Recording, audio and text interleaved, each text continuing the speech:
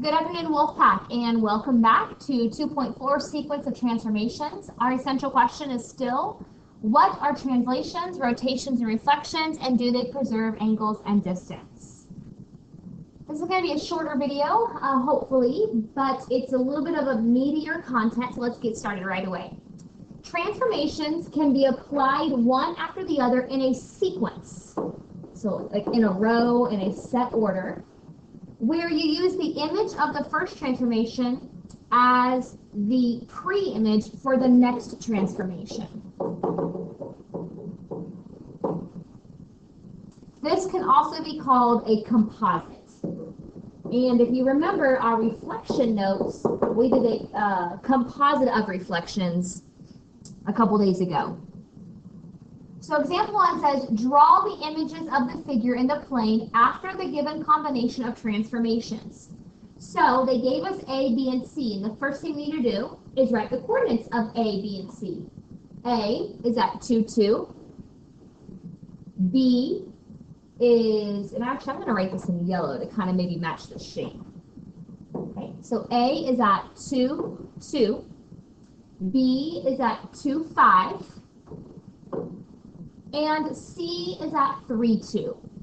So those are our starting coordinates. The first thing that we're going to do is x minus 1, y minus 1. This would be a translation. We're going to subtract 1 from the x's, subtract 1 from the y's. So 2 minus 1 is 1, 2 minus 1 is 1. 2 minus 1 is 1, 5 minus 1 is 4. And 3 minus 1 is 2, 2 minus 1 is 1. So we're going to plot the points of this shape. We have 1, 1, we have 1, 4, and we have 2, 1. And then you're going to connect your points, and there's your shape. And those should be labeled as A prime, B prime, and C prime. Right, my screen is too small to do it with this marker, but you should have those points labeled as A prime, B prime, and C prime.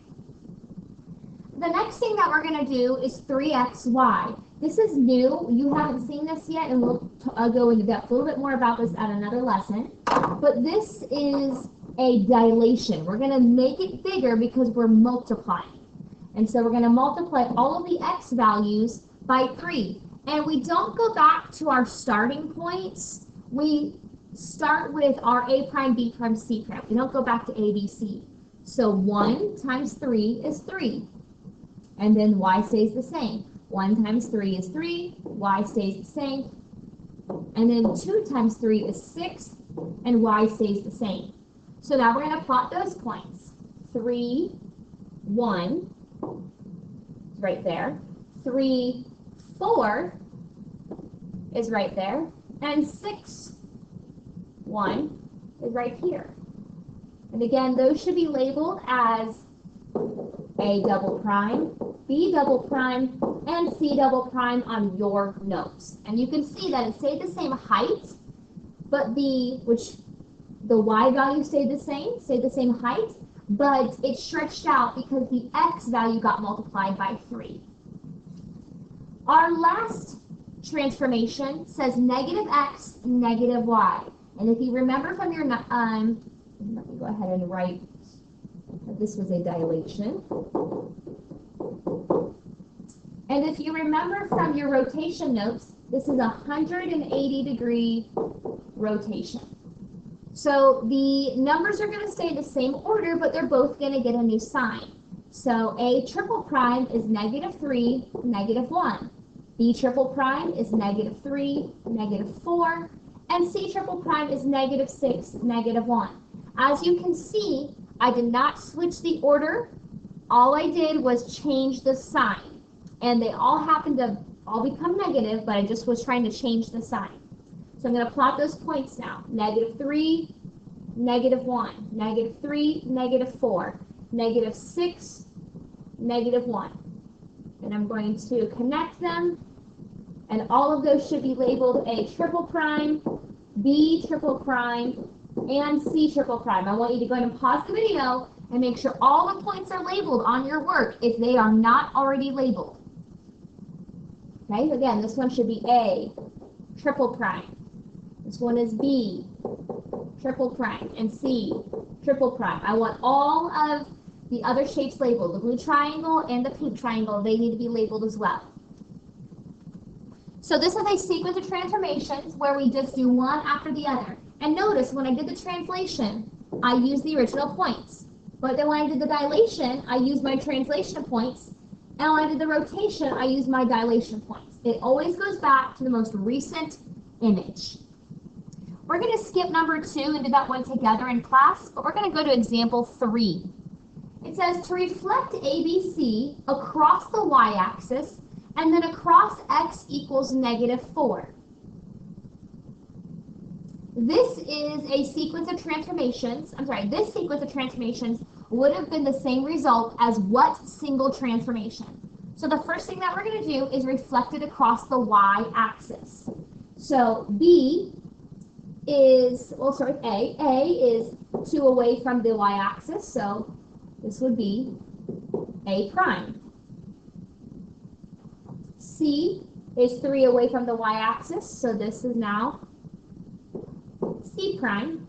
And B is 2 away from the y-axis, so to the other way. And now I have reflected it across the y-axis. Now they want me to reflect it again across x equals -4. And x equals -4 is right here. So I'm going to draw a line at x equals -4. It needs to go through -4 on the x-axis, so it's going to be a vertical line. And I'm going to reflect it one more time. C prime is one to the right of the line, so C double prime is now 2 to the left. 1 to the left. A prime is 2 to the right of the line, so A double prime is 2 to the left. And B prime is 2 to the right of the line of reflection, so now it's 2 to the left. Connect our points, and there you have your shape. So compare the shape we just ended with to our original shape. What single transformation could we have done instead of 2 reflections to make it end up there? It's facing the same direction now. It's not turned. So we just could have slid it over, which we know that to be a translation. So we could have done a simple translation and achieved the same result. Well, what would the coordinate notation for the translation have been? Did it move over on the x-axis? Yes, it did. Did it move left or right? It went left. Left is negative. So how many, going toward the negative direction, how many spots did it move over? Well, let's count them up. So it started at A, so 1, 2, 3, 4, 5, 6, 7, 8. So it moved to the left 8 spots. Did it move up or down at all? I'm sorry, I should not have closed that out. It moved 8 spots. Did it move up or down at all? No, it did not. So the y would have stayed the same. So you should have both things on your paper. You should have the double reflection drawn, but you should also have the fact that a translation with this coordinate notation would have achieved the same result. Okay, that is it for this class. This lesson, we will do examples 2 and 4 in class together. Please make sure you have this complete, and I will see you next class. Have a great day, Wolfpack.